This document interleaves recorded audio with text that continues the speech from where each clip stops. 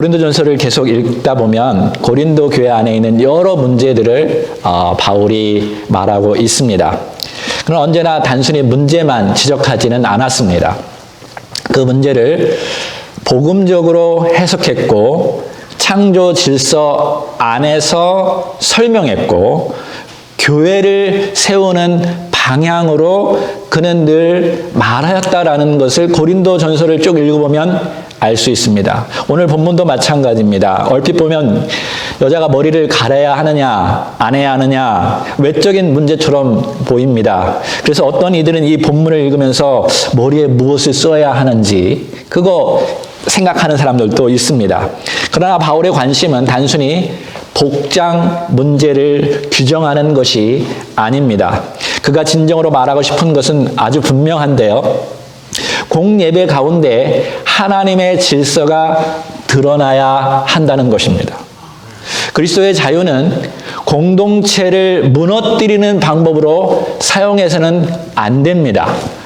고린도전서 그전에도 이 부분을 많이 다루었죠.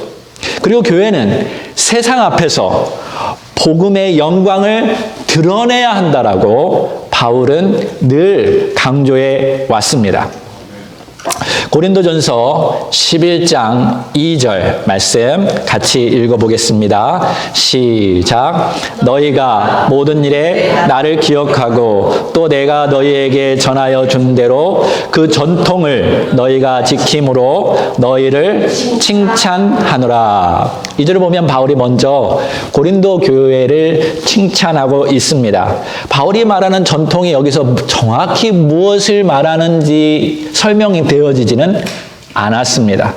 그러나 분명은 바울이 사도로서 교회에 전해준 복음적 가르침과 공동체의 질서가 어떤 전통으로 남아 있었다라는 것이죠.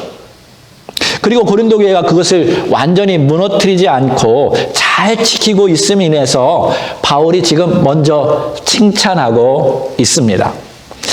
이 점은 매우 중요합니다. 바울은 잘못을 바로 잡을 때 공동체를 무너뜨리는 방식으로 하지 않았습니다.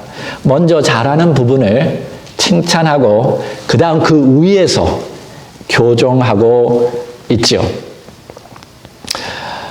여러분, 우리 관계를 맺다 보면 이렇습니다. 저도 그런데요. 이 9가지는 정말 잘하는데 한 가지 못하면 그거 가지고 지적하면 굉장히 기분이 상합니다. 여러분도 그런 경험 있나요? 근데 다른 사람들 제가 지켜보니까요. 9가지는 다 못하는데 그래서 정말 힘들게 하는데 한 가지 잘하면 그렇게 좋아하더라고요. 저는 그런 사람이 부럽습니다.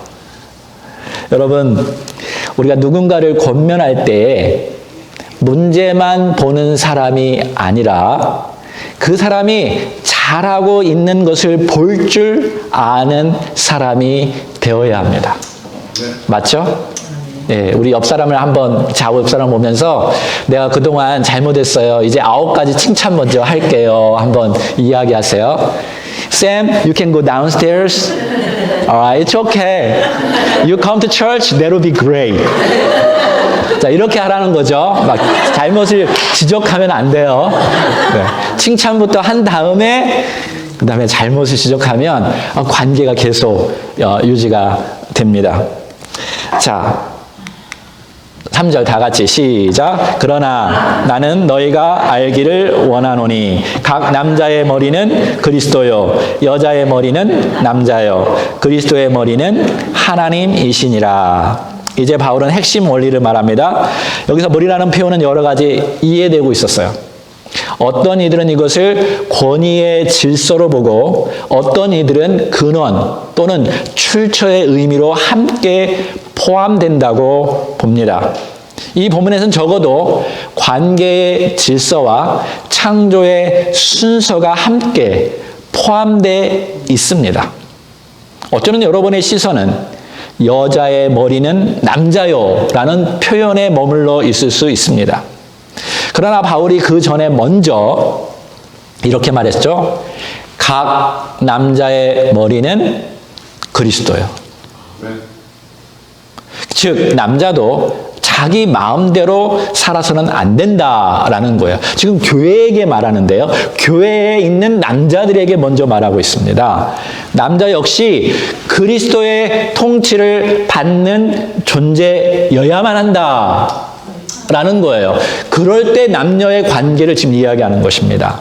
남자에게 먼저 요구되어지는 것은 지배가 아니라 그리스도 아래에 있는 책임이라는 것입니다. 만일 남자들이, 교회 안에 있는 남자들이 참으로 그리스도의 통치 아래서 행동한다면 그 교회는 어떤 교회가 될까요?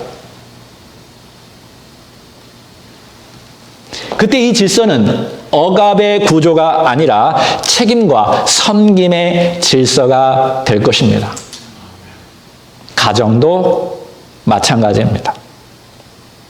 어떤 이들은 여자의 머리는 남자요라는 표현을 듣고 여자의 가치가 남자보다 낮다는 뜻입니까? 라고 말할 수 있습니다. 그렇지 않죠. 성경은 여성을 열등한 존재로 말하지 않습니다. 여성도 남성도 동일하게 하나님의 형상을 따라 지음 받았습니다. 아멘? 여기 아멘 해야 제가 그 다음 구절을 나갈 수 있어요. 동의를 해야 돼요. 어떤 사람은 여성이 돕는 배필로 지음 받았으므로 더 낮은 존재라고 생각하기도 합니다. 그러나 그것도 잘못된 것입니다. 성경에서 하나님도 자기 백성을 돕는 자라고 말씀하셨어요. 심지어 예수님도 또 다른 보혜사, 또 다른 돕는 자가 있는데 나도 마찬가지지만 성령님도 돕는 자라고 헬퍼라고 말씀하셨죠. 그러므로 돕는다는 말은 열등함의 표현이 아니라 역할의 표현입니다. 또한 그리스도의 머리는 하나님이요라고 말씀하셨죠. 예수님도 본질상 하나님보다 열등하다는 뜻이 아닙니다. 이것은 구속 역사 안에서의 질서와 역할을 말하고 있습니다. 예수님은 아버지와 본질상 하나이시지만 구원의 사역 안에서 아버지께 순종하였습니다. 그 순종함은 열등함의 표시가 아니라 사랑과 질서 안에서의 순종함입니다. 지금 바울은 이것을 이야기하고 있는 거죠. 자, 이러한 창조 질서를 이해한 후에 지금으로부터 2000년 전에 고린도 교회 안에 문제를 들어봅시다. 4절, 5절 시작. 무릇 남자로서 머리에 무엇을 쓰고 기도나 예언을 하는 자는 그 머리를 욕되게 하는 것이요 무릇 여자로서 머리에 쓴 것을 벗고 기도나 예언을 하는 자는 그 머리를 욕되게 하는 것이니 이는 머리를 민 것과 다름이 없음이라. 자, 여기서부터 바울은 고린도 교회의 구체적인 상황을 이야기하고 있어요. 이 본문을 해석할 때 매우 중요한 것은 우리는 그 당시 고린도 교회의 정확한 문화적인 배경과 어떤 일이 있는지 잘 모른다라는 거예요. 그래서 이 문맥을 가지고 최대한 해석하려고 합니다. 그래서 많은 주석들도 저는 보았고 설교들도 보면서 최대한 바울이 문맥 속에서 말하는 것이 무엇인가라고 제가 보려고 합니다. 그래서 지나치게 어떤 단정적으로 설교하는 것은 위험하다라고 볼 수 있습니다. 근데 분명한 것은 이 고린도 교회의 문화 속에서 혹은 이 고린도 전체의 문화 속에서 여성이 머리를 덮는 행위는 사회적인 의미를 지녔다라는 것입니다. 다시 말해서 어떤 정숙함, 관계의 어떤 질서와 연결되어 있다라는 거죠. 반대로 여자가 머리를 드러난 상태는요, 머리에 뭐를 안 쓴 상태는 어떤 수치, 반항, 혹은 부적절한 인상과 연결될 수 있다라는 거예요. 그래서 바울은 이 공적인 예배 가운데 그런 문화적인 신호가 예배의 질서와 복음의 증언을 해치지 않도록 지금 권면하고 있다라는 것입니다. 그래서 중요한 것은 바울이 여성이 기도하거나 예언하는 것 자체를 금지하지 않는다라는 거예요. 오히려 여성이 공예배 안에서 기도하거나 예언하고 있다라는 것을 전제로 하고 있습니다. 문제는 참여 자체가 아니라 그 참여가 하나님의 질서와 공동체의 덕을 세우는가, 거기에 초점을 두고 있습니다. 그럼 여기서 말하는 예언은 무엇입니까? 고린도전서의 전체적으로 보면 신약에서의 예언은 구약 선지자처럼 성경을 아주 새로이 바꾸는 절대적인 계시를 드러내는 것이 아니라 어떤 성령의 감동에 따라서 하나님의 말씀을 이 공동체에 적용하고 권면하고 위로하는 말, 그것으로 이해하면 돼요.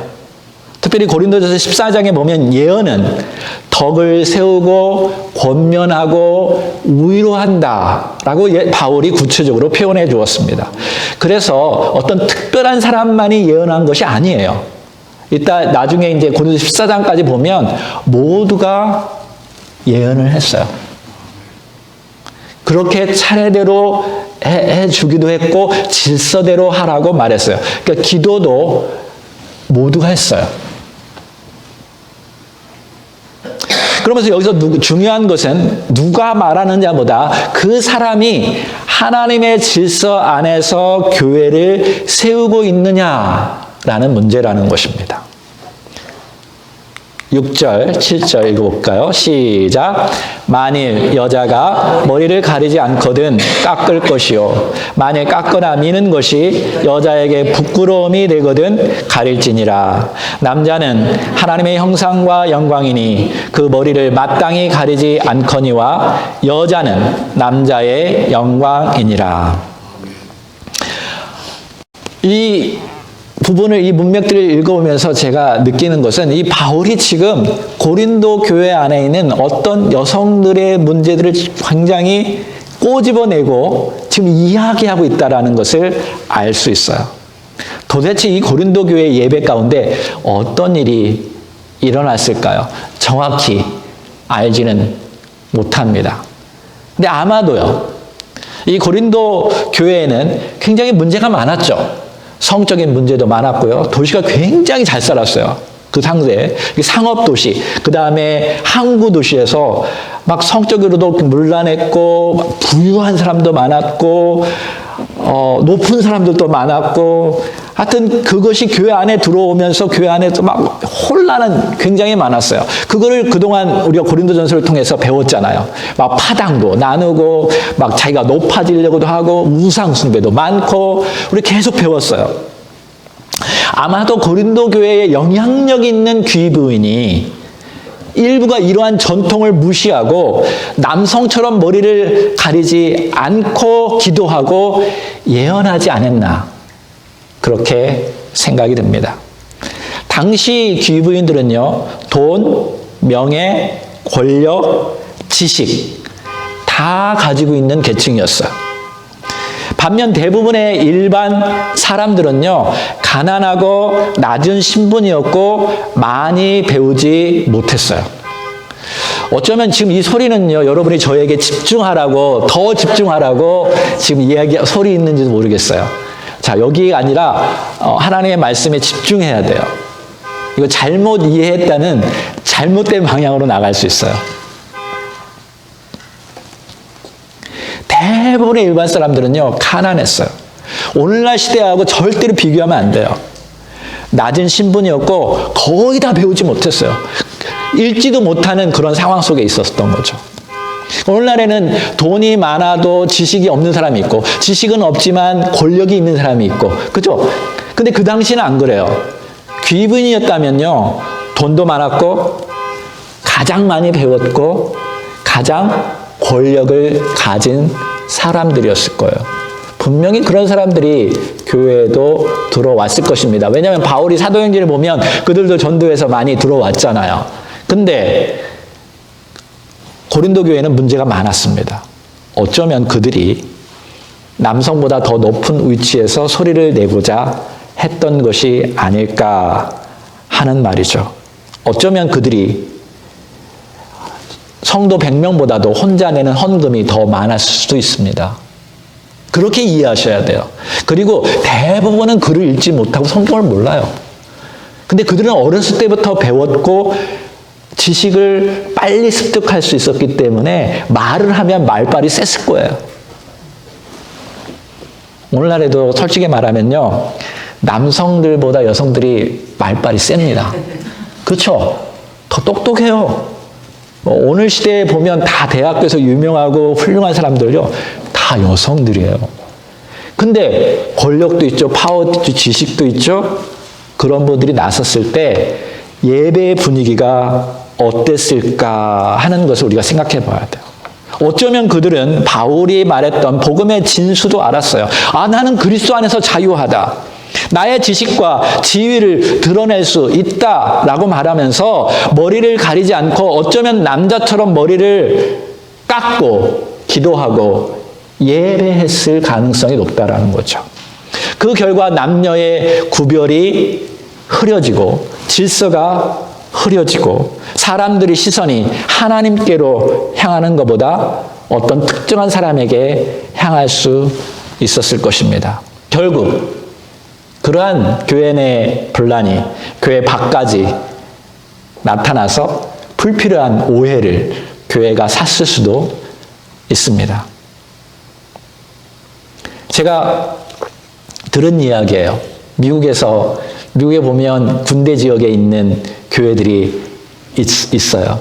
그러면 대부분의 성도들은, 남자들은 미국 분이 그때 잘 안 오고 여성분들이, 군인 가족들이 많이 온다고 합니다.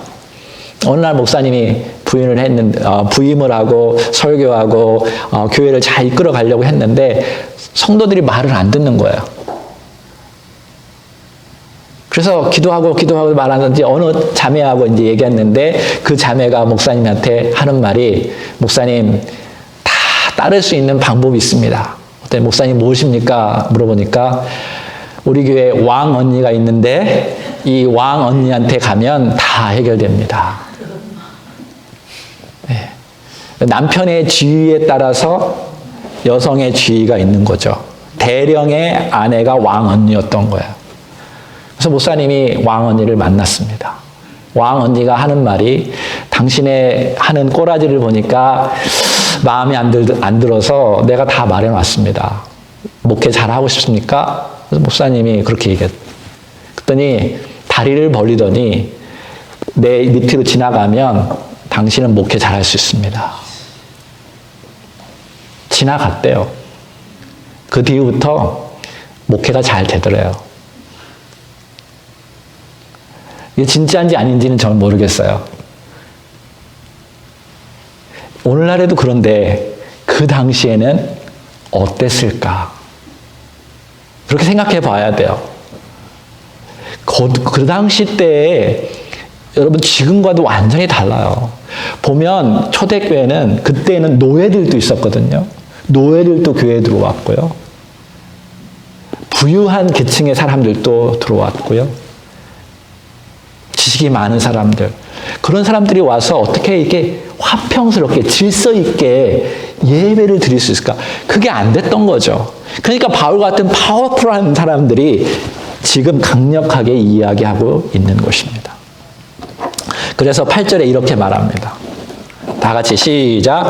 남자가 여자에게서 난 것이 아니요 여자가 남자에게서 났으며 또 남자가 여자를 위하여 지음을 받지 아니하고 여자가 남자를 위하여 지음을 받은 것이니 그러므로 여자는 천사들로 말미암아 권세 아래 있는 표를 그 머리 위에 둘지니라. 맞는 말이에요. 그렇죠? 여자는 남자의 갈비뼈로 만들어졌어요. 남자에게서 왔죠. 그리고 남자를 돕는 자로 지음을 받았습니다. 그러므로 여자는 남자의 리더십과 질서를 인정해야 합니다라고 먼저 이야기하는 거예요. 결국 그 문제 있는 그 여성을 향해서 말하고 있는 것이죠. 그러나 제가 앞에서도 말씀드렸듯이 이것은 여성이 열등하다는 뜻이 아닙니다. 이거 절대로 여러분이 잘 이해해야 돼요. 하나님의 세우신 질서와 권위를 잊지 말라라는 거예요.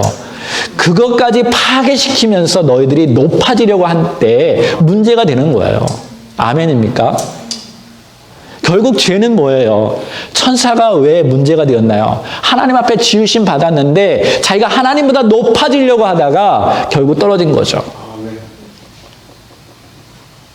그래서 이 죄가 들어오고 나서부터 끊임없이 남성과 여성의 문제는 계속 이루어졌어요.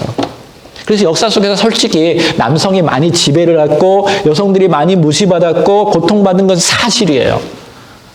그러나 지금 그걸 얘기하는 게 아니에요. 교회 안에서 그리스도 안에서 참 자유를 알고 그리스도 안에서 참 진리를 알았으면 하나님의 질서 안에서 하나님의 방식으로 그 질서 안에서 예배 드리라는 것이 바울의 초점인 것입니다. 여기까지 읽으면 어떤 남성들은 속으로 이렇게 생각할 것입니다. 맞아. 여자는 남성에게 복종해야지. 아마 그때 바울의 편지를 읽은 사람들도 그렇게 생각할 수도 있습니다. 바울은 그런 오해가 있을 수 있다는 것을 아는 듯이 다음 구절에 이렇게 말합니다. 우리 남자들만 한번 읽어보겠습니다. 시작. 그러나 주 안에는 남자 없이 여자만 있지 않고 여자 없이 남자만 있지 아니하니라. 이는 여자가 남자에서 난 것 같이 남자도 여자로 말미암아 났음이라. 그러므로 모든 것은 하나님에게서 났느니라. 이제서 여성분들이 아멘 하네요. 이야. 얼굴이 환해지는 것 같습니다. 갑자기. 바울은 질서를 말하면서 동시에 상호 의존성을 지금 함께 말하고 있는 거예요. 여자가 처음에는 남자에게서 나왔어요. 아담에게서 나왔지만 이후 모든 남자는 잘 들어보시죠. 여자에게서 태어납니다. 맞죠? 결국 남자도 여자도 서로를 필요로 하며 무엇보다도 모든 것은 하나님으로부터 왔습니다. 그러므로 이 본문은 우열의 문제가 아니라 질서의 문제이고 동시에 상호 존중하는 그런 공동체의 문제인 것입니다. 13절 계속 읽어보겠습니다. 시작. 너희는 스스로 판단하라. 여자가 머리를 가리지 않고 하나님께 기도하는 것이 마땅하냐. 만일 남자에게 긴 머리가 있으면 자기에게 부끄러움이 되는 것을 본성이 너에게 가르치지 아니하느냐. 만일 여자가 긴 머리가 있으면 자기에게 영광이 되나니 긴 머리는 가리는 것을 대신하여 주셨기 때문이다. 바울은 여기서 본성을, nature를 언급합니다. 당시 사람들은 일반적으로 남자가 긴 머리를 하면 아주 부자연스러운 거로 여겼고 또 여자의 긴 머리를 자연스럽고 아름답게 여겼다라는 것을 볼 수 있습니다.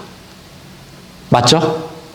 지난 수천 년 동안 사실은 대부분의 문화 속에서 이렇게 여겼어요. 특별히 지난 한 4, 50년 때부터 완전히 바뀌었죠. 특히 미국이나 한국이나 이런 때는 현대에 와서는 완전히 그 인식이 달라졌어요. 그래서 오늘날 남자들도 머리 길기도 하고 여성들도 짧게 깎기도 합니다. 근데 제가 아까도 말했듯이 이건 머리가 길거나 짧거나 뭐 쓰거나 안 쓰거나 이런 차원이 아니에요.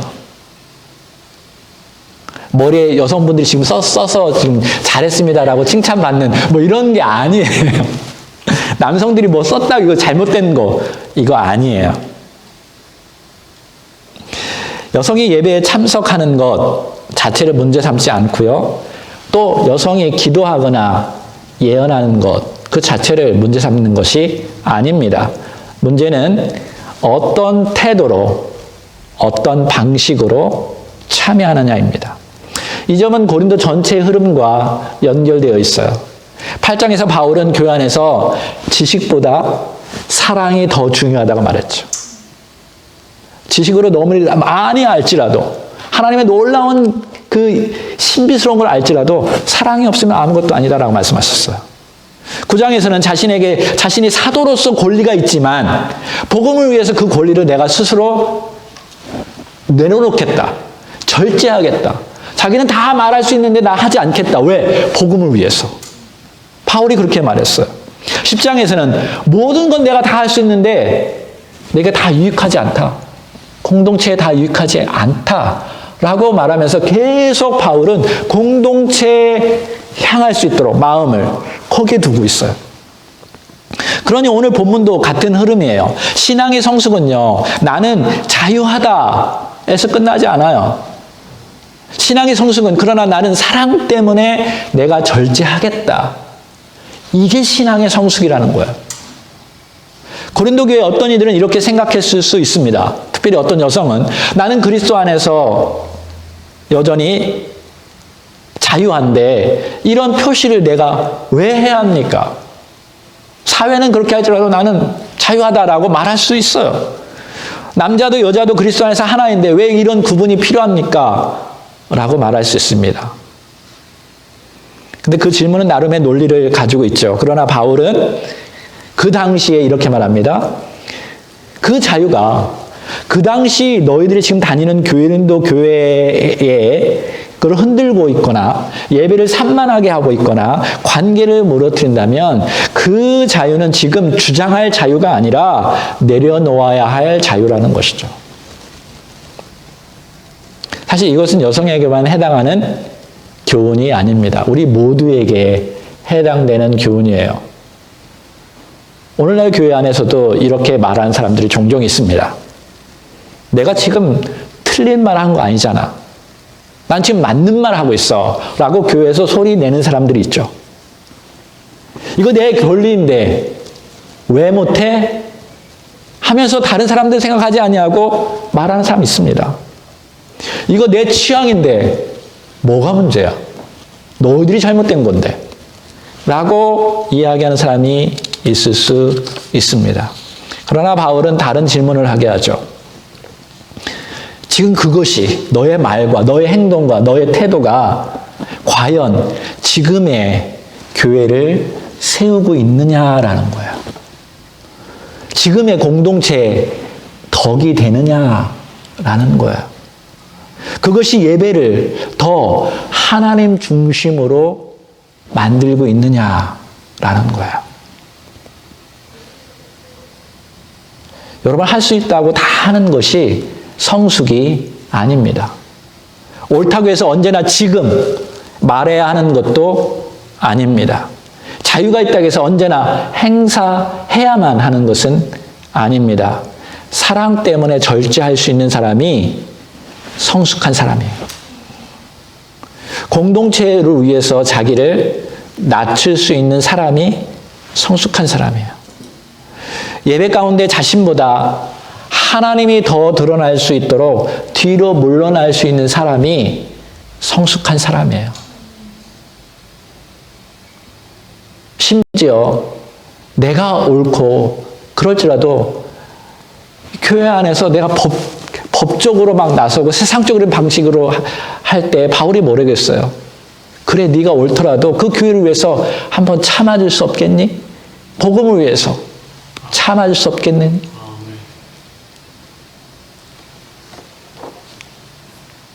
마지막 절입니다. 시작. 논쟁하려는 생각을 가진 자가 있을지라도 우리에게나 하나님의 모든 교회는 이런 관례가 없느니라. 지금까지 바울은 하나님의 창조 질서, 본성, 관습, 그리고 교회의 일반적인 질서를 함께 말했습니다. 그리고 마지막에 이것을 논쟁으로 끌지 말고 지금 모든 교회가 받아들이는 그 질서 안에서 예배하라는 거예요. 그래요. 이거는 관습이에요. 전통이에요. 다른 교회들이 다 그렇게 하고 있어요. 근데 오늘날에는 많이 바뀔 수 있죠. 오늘날에는 머리 안 써도 돼요. 좀 짧게 해도 상관은 없어요. 중요한 것은 이 바울이 말하는 그 원리를 마음속에 두라는 거예요. 교회 안의 질서를 생각을 하고 내가 나서야 할 때, 나서지 말아야 할 때를 알아야 된다는 거죠.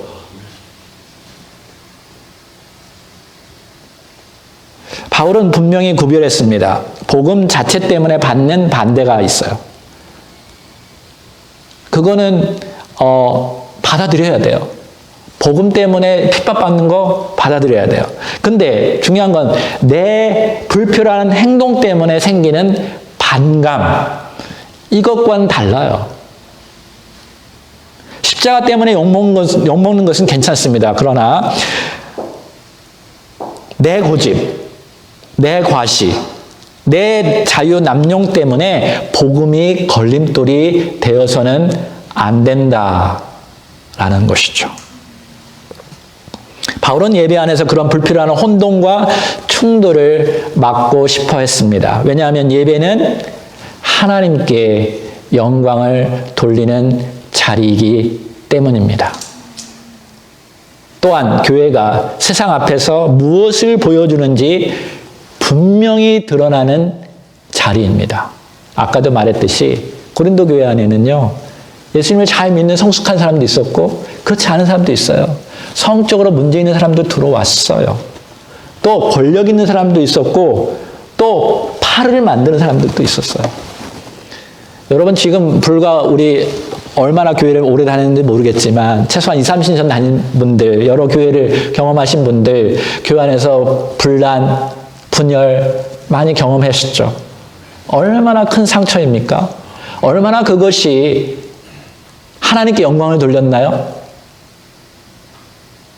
근데 거기 분란을 일으킨 사람들 다 보십시오. 내가 지금 맞습니다라고 주장을 내세우면서 분란을 일으킨 거예요. 안 그렇습니까? 내가 교회에 얼마나 헌금했는데, 내가 얼마나 뼈박히게 했는데, 그러면서 목소리가 커지기 시작했고, 그러면서 문제를 많이 일으킵니다. 지금도 그러한 일들이 교회 안에 있지 않습니까? 그래서 바울은 말합니다. 질서를 지키라고.